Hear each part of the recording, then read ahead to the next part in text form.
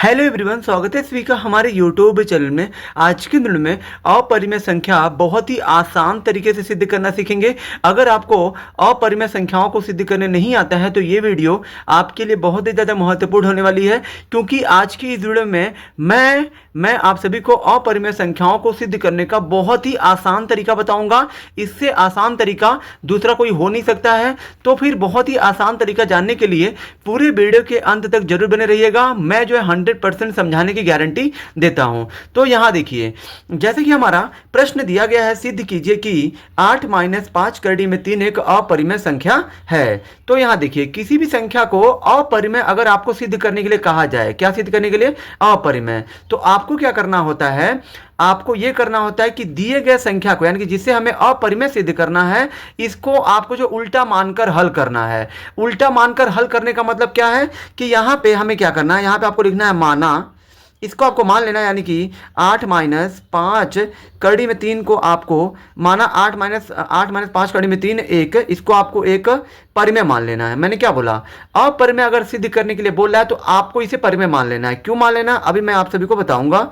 माना, इसको आपको मान लेना है परिमेय संख्या है, ठीक है। माना 8 - 5 कड़ी में 3 एक परिमेय संख्या है, ठीक है। इतना हो गया। तब यहां पे देखिए, तब जब आपने इसको आपने क्या मान लिया है? परिमेय मान लिया है।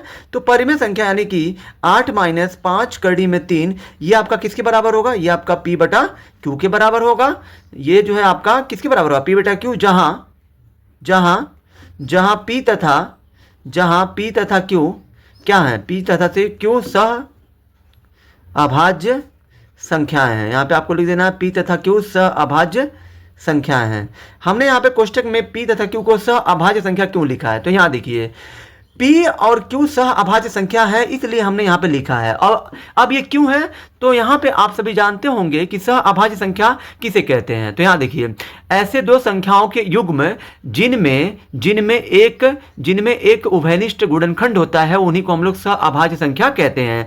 जैसे कि P और Q को कौन विभाजित कर सकता है? तो P और Q को कौन विभाजित कर सकता है? तो P और Q को सिर्फ एक काट सकता है। मतलब एक जो है इन दोनों को भाग दे देगा, यानी कि एक जो है दोनों में कॉमन हो गया। और जो है जिन दो संख्याओं में एक कॉमन होता है, उसी को हम लोग सह अभाज्य संख्याएं कहते हैं। इसलिए P और Q को सह अभाज्य संख्या लिखा गया है। अब यहां देखिए, जब हमने 8 - 5 कड़ी में 3 को P बटा Q के बराबर माना है, तो यहां पे आपको क्या करना है? ये -5 कड़ी में 3 को इधर ही छोड़ दीजिए। ये जो 8 पे कड़ी है, क्या 8 पे कड़ी नहीं है? तो फिर 8 को भेज दीजिए P बटा Q के पास। क्यों भेजेंगे? क्योंकि बिना कड़ी वालों को एक तरफ किया जाता है। जैसे मान लीजिए P बटा Q, इसमें भी कहीं पे भी कड़ी नहीं है, इस पे भी कड़ी नहीं है, तो इसको हम लोग भेज देंगे इसके पास। ठीक है। तो यहाँ पे P बटा Q, ये इसके आगे कुछ नहीं, तो प्लस है, प्लस जाएगा, इधर क्या हो जाएगा? -8 हो जाएगा। अब ये 5 कड़ी में 3 बराबर, इसके नीचे कुछ नहीं, तो एक कर लीजिए Q और एक का लसा लीजिए तो Q होगा। अब यहाँ देखिए, Q से Q में भाग दीजिए एक बार में, 1 का गुणा P में करिए तो P हो जाएगा, और -1 से Q में Q बार में, Q का गुणा 8 में करिए तो ये आपका हो जाएगा 8Q। ठीक है, हो गया। अब यहाँ देखिए, एक काम आपको और करना है। देखिए यहाँ पे -5 पे भी कड़ी नहीं है, तो -5 को भी आपको भेजना पड़ेगा इसके पास। ठीक है, तो यहाँ पे कड़ी में 3 बचेगा। अब ये -5 कड़ी में 3 के साथ गुणा के रूप में है, तो इधर हमारा बचेगा P - 8Q, और बटे में Q, ये गुणा जाएगा, इधर हो जाएगा भागा में हो जाएगा -5 हो जाएगा। ये आपका हो जाएगा -5 हो जाएगा। ठीक है, क्योंकि ये माइनस में दिया, इसलिए यहाँ पे कोष्टक बनाना पड़ा है। अब ये कड़ी में 3, अब ये P - 8Q बटा में Q। आप सभी जानते होंगे, किसी भी संख्या के नीचे बटे में हर के रूप में कुछ नहीं होता है, तो एक छिपा होता है, तो एक मैंने यहाँ पे लिख दिया है। अब ये दोनों भिन्न है, ये भी एक भिन्न है, ये भी एक भिन्न है, क्योंकि बटे के रूप में जो होती है, बटे के रूप में, उसी को तो हम लोग भिन्न कहते हैं। और जो भिन्नों का भाग, आप सभी को आता होगा कि भिन्नों के भाग को हम लोग गुणा बदलते हैं, तो ये 1 चला जाएगा ऊपर और ये -5 आ जाएगा नीचे। अब ये कड़ी में 3 बराबर, अब आपको क्या करना है? यहाँ पे तिरछा में, यहाँ पे ऊपर नीचे कुछ जो कटेगा पीटेगा नहीं। जब जो है गुणा में कुछ भी कटता पीटता नहीं है, ऊपर नीचे चाहे तिरछे में, तो हम क्या करते हैं? अंश का गुणा अंश में करते हैं, हर का गुणा हर में करते हैं। यानी कि P - 8Q का गुणा 1 में करिए तो ये आपका P - 8Q ही होगा। और ये -5 का गुणा क्यू में करिए तो ये आपका -5 क्यू हो जाएगा। ठीक है, इतना हो गया। अब यहाँ देखिए एक कड़ी में 3 हो गया बराबर। कभी भी आप सभी जानते होंगे कि कोई भी भिन्न का हर यानी कि जो नीचे वाला है ये माइनस में नहीं होना चाहिए। अगर ये माइनस में है तो इसको आपको अंश में भेज देना है। तो भेजेंगे तो क्या होगा, मान लीजिए पी के आगे कुछ नहीं है तो क्या होता है प्लस, किसी भी संख्या के आगे कुछ नहीं है तो प्लस होता है।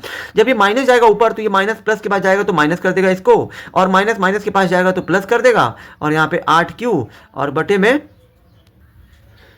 तो ये आपका खाली क्या बचेगा 5Q बचेगा। ठीक है, अब यहाँ पे आप देख सकते हैं कि इधर जितना भी बिना करड़ी वाले थे, जो मतलब जिसपे करड़ी नहीं था, उन सबको हमने यहाँ पे दाहिने साइड में भेज दिया, मतलब इस साइड में हमने भेज दिया। इसको हम लोग लेफ्ट हैंड साइड दायां, और ये बायां पक्ष में आपका क्या बचा करड़ी वाला संख्या, और ये वाला जो पूरा पक्ष है ना ये वाला आपका बिना करड़ी वाला है। तो यहाँ देखिए बिना करड़ी वाला आपका जो परिमेय होता है क्या होता है परिमेय, यानी कि जिससे करड़ी हट जाए वो आपका परिमेय होता है, और जिससे करड़ी ना हटे वो आपका अपरिमेय होता है। ये वाला हिस्सा यानी कि कड़ी में 3 ये वाला आपका अपरिमेय है, ये वाला आपका परिमेय है।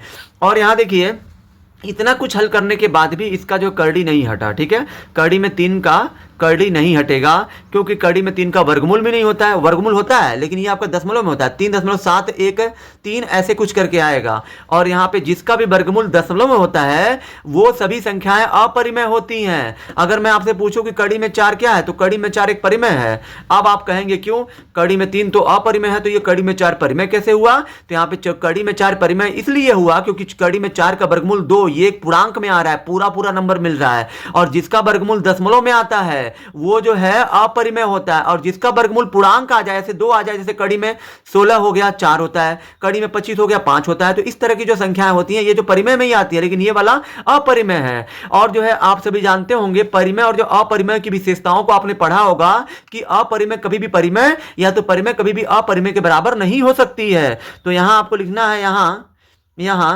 कड़ी में 3 एक अपरिमेय, यहां पे आपको लिखना है कड़ी में 3 एक अपरिमेय तथा -P + 8Q बटे में 5Q एक परिमेय संख्या है।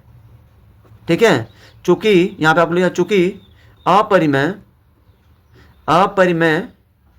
कभी भी परिमेय संख्या के, यहाँ पे आपको लिखना है परिमेय संख्या के बराबर नहीं होती है।